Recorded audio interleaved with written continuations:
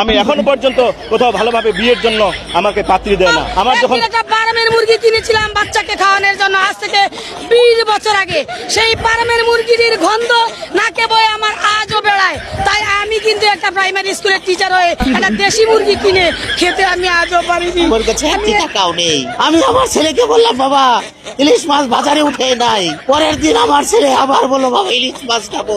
একটা পাঙ্কাশ মাছ এনে দিয়েছি আমার ছেলেকে, বলছি বাবা খাও তুমি এটা ইলিশ মাছ। আমার ওয়াইফ আমার যে প্লেটে ভাত নাই, আপনি ইলিশের জন্য কান্না করছেন।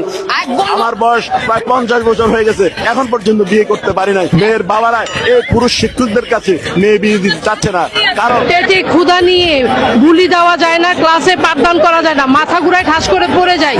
40 দিন 12,500 টাকা আমরা একটা ভালো জিনিস খাইতে পারি না, একটা ভালো পোশাক পরতে পারি না, নিজের একটা শখ আহ্লাদ মেটাতে পারি না, কোনো জায়গায় একটু বেড়াতে যেতে পারি না, শুধুমাত্র টাকার অভাব।